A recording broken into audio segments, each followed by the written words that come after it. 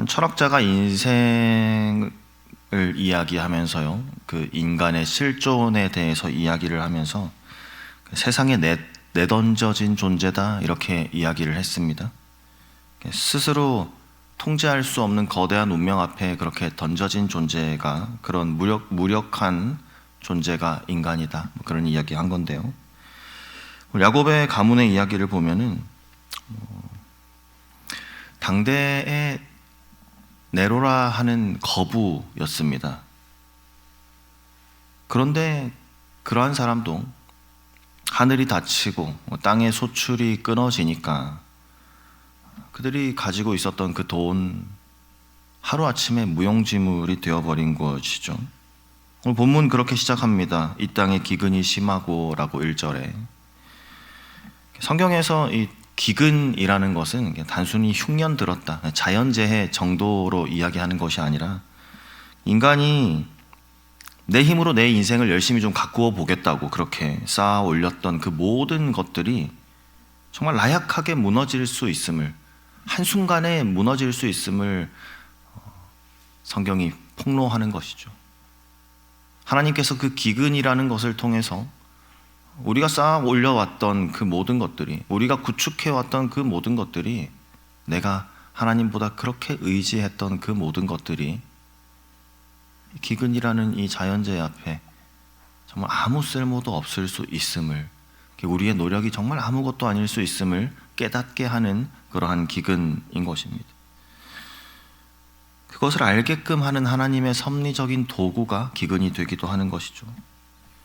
우리 이 지점에서요, 야곱이 처한 이 상황을 보면서 이것이 단순히 육신의 굶주림이 아니라 존재 기반 전체가 흔들리는 그러한 아주 중대한 시점이구나 라는 것을 한번 인식할 필요가 있습니다. 양식이 바닥이 났습니다. 가문 전체가 이제 굶어 죽을 위기에 그렇게 처해 있습니다. 그런데 야곱은 머뭇거리고 있어요. 아무것도 하지 않습니다. 왜 그러는 걸까요? 막내 베냐민 때문에요. 야곱에게 있어서 베냐민은 오래전에 잃어버렸던 요셉을 대신해서 자신의 상실감을 메워주던 그런 존재였습니다. 야곱이 끝까지 붙잡고 있었던 베냐민이라는 겁니다. 하나님보다 더 사랑했던 우상이었다는 겁니다. 그 존재의 실질적인 안전망이 되었다는 것이죠. 야곱이라는 존재가 있을 수 있게끔 야곱 스스로가 하나님보다 더 붙잡고 있었던, 내가 살아가는 이유를 어디에서 찾고 있느냐 했을 때 이 아들에서 찾고 있었던 겁니다. 지금 그거 놓지 못해서 지금 가족들 다 굶어 죽을 위기에 있음에도 불구하고 그 가장이 아무런 결단도 내리지 못하고 있는 상황인 것이죠. 야곱은 내가 이 아이만은 절대로 놓을 수 없다라고 그렇게 베냐민을 움켜쥐고 있습니다. 하지만 베냐민을 꽉 잡고 있는 그 행위 자체가 사실은 그 가문의 생존을 또 그리고 그 가문의 영적 전진을 가로막는 가장 큰 방해물이 되고 있는 것이죠. 그 꼭 움켜쥐고 있는 그 손이요. 우리 살아가다 보면요, 우리 역시도 우리 각자의 삶 속에서 인생의 기근을 맞이하게 될 때도 있습니다. 그렇게 될 때 우리 한번 우리의 손에 움켜잡고 있는 것이 무엇인지를 오늘 말씀을 통해서 한번 돌아보게 하는 것이죠. 내가 하나님보다 더 의지하는 거, 내가 하나님보다 더 의지하면서 끝까지 포기하지 못하고 내 두 손으로 움켜잡고 있는 그 우리 인생의 베냐민은 무엇이 있습니까?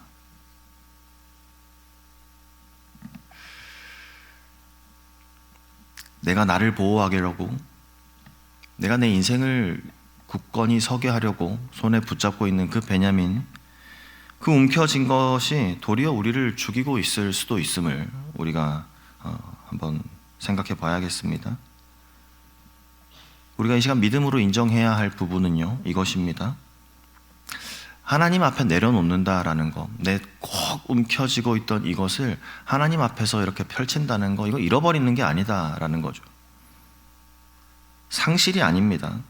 하나님의 압도적인 그 생명에 그 하나님의 주권이 내 삶 속에 본격적으로 개입하는 시점이 될 수 있음을 우리가 기억해야 합니다. 꼭 움켜잡고 있는 것을 다른 곳에 버리는 것이 아니라 주님 앞에 내 손을 펼칠 때 이제는 꽉 움켜쥐고 있던 내 이 고집을 하나님 앞에서 이제 내려놓을 때 그제서야 하나님께서는 우리의 인생에 개입하기 시작하십니다.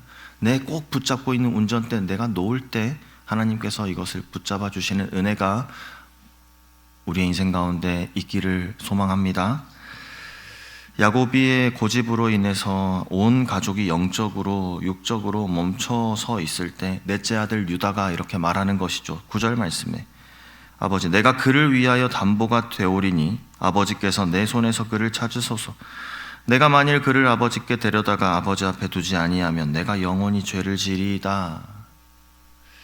예전에 동생 요셉 20여 년 전에 팔고자 제안했던 사람이 유다였죠. 이제는 그 유다가 베냐민을 위해서 자기 생명을 걸겠다라고 하면서 나서고 있습니다. 과거의 유다는 어땠습니까? 살려달라 하는 그 요셉의 눈물을, 그 처절한 외침을 철저하게 외면했었죠. 유다에게 있어서 요셉은 빨리 팔아치워버려야 할 그러한 물건이었습니다. 오늘 유다 보니까 모습이 달라졌습니다. 떨고 있던 그 막내 베냐민의 얼굴이 눈에 들어오기 시작한 겁니다. 그 얼굴을 외면하지 않은 겁니다. 동생의 생명과 자신의 생명을 이제는 하나로 묶어버립니다.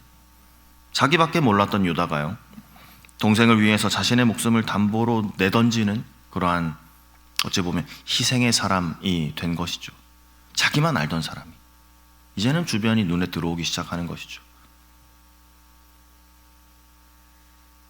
눈에 들어오는 정도가 아니라 이제 그를 위해서 나를 던질 수 있을 정도의 희생의 사람이 된 겁니다. 유다의 이 고백이요, 유다의 이 모습이요, 훗날 히브리서 기자는 이 모습을 이렇게 증거하죠. 그 속에서 예수님을 발견합니다.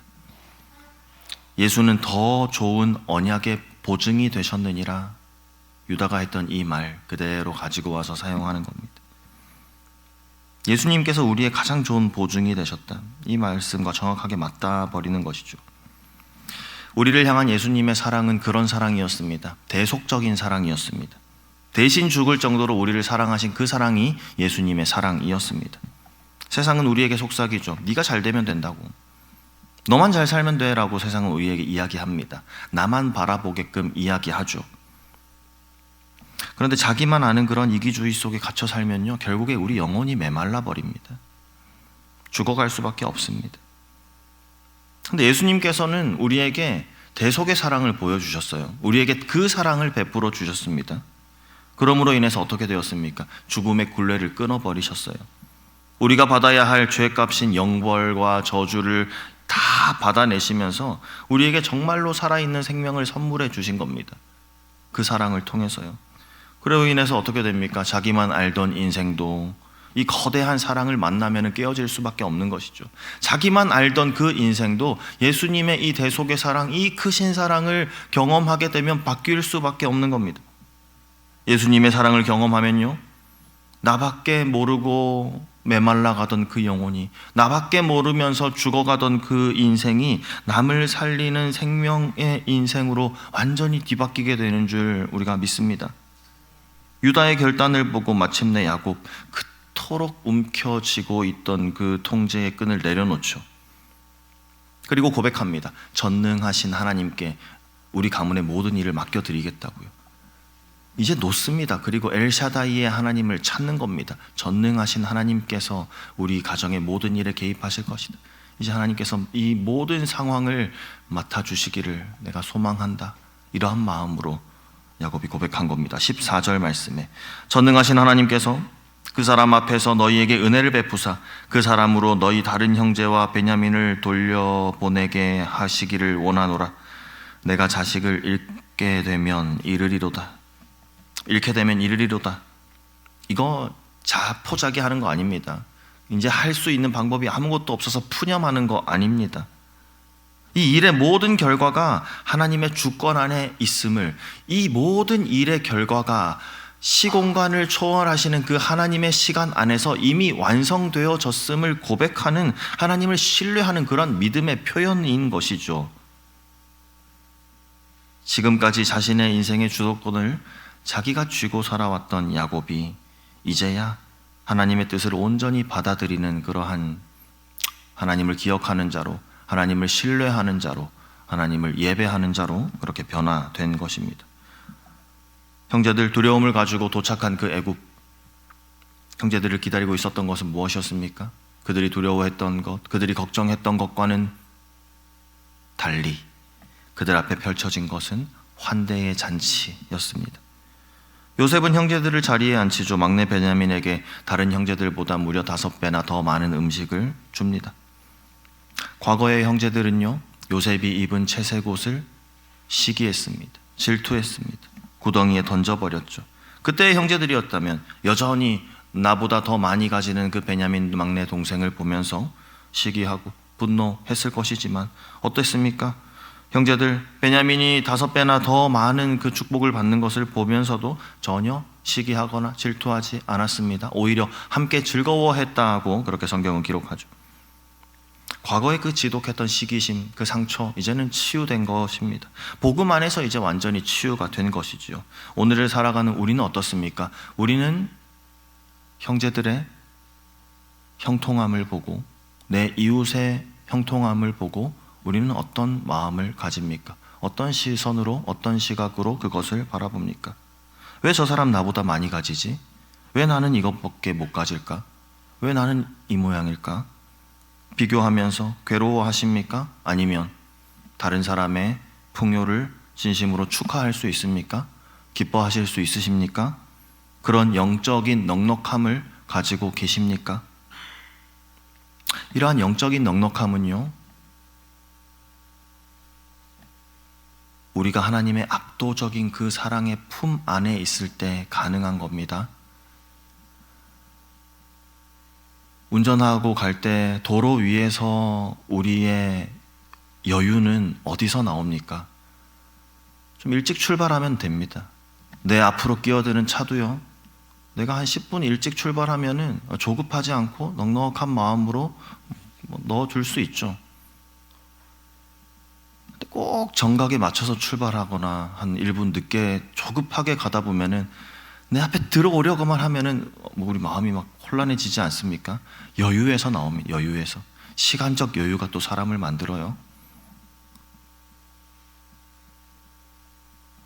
우리 영적인 넉넉함은 우리가 어디서 발견할 수 있을까요? 우리가 정말 압도적으로 넉넉한 하나님의 사랑 안에 거할 때 우리가 영적으로 넉넉할 수 있습니다. 우리 자칫하면 이 땅에서요, 비교하다가 끊임없이 비교하다가 불평하고 불행하다가 그렇게 시간을 보내다 끝날 수밖에 없는 우리일지도 모릅니다. 그런 우리에게 하나님께서는 오늘 형제들에게 베풀어진 요셉의 이 만찬상을 보여주시면서 하나님 우리에게 보게 하시는 장면은 무엇인지 아십니까? 장차 우리에게 다가올 하나님 나라의 잔치상, 예수 그리스도께서 어린 양 되셔서 베풀어 주시는 그 저 하늘나라의 그 예수님께서 베풀어 주시는 그 식탁을 바라보게 하시는 겁니다. 우리 모두가 그 자리에 둘러앉게 될 줄 믿습니다. 그 자리에 초대받는 것이 확정된 사람답게 우리가 좀 살아갑시다. 우리에게는 천국의 만찬상이 우리를 기다리고 있습니다. 우리 그 자리에 앉게 될 아주 영적으로 넉넉한 사람들입니다. 그 영적인 여유를 가지시고 다른 사람들을 기뻐할 수 있으면 좋겠어요. 인정할 수 있으면 좋겠습니다. 축복할 수 있는 우리가 되기를 소망합니다. 오늘 본문 말씀 창세기 43장요, 기근으로 시작했죠. 대책이 보이지 않는 그러한 기근으로 시작했지만 어떻게 끝납니까? 찬란하고 기쁜 그러한 잔치상으로 그렇게 끝이 납니다.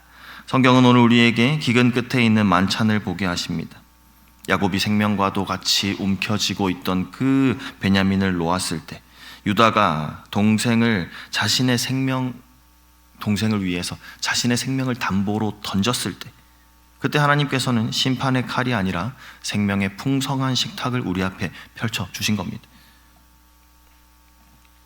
우리 다시 한번 기억합니다. 우리는 이미 하나님 나라의 잔치에 초대받는 것이 확정된 사람들입니다.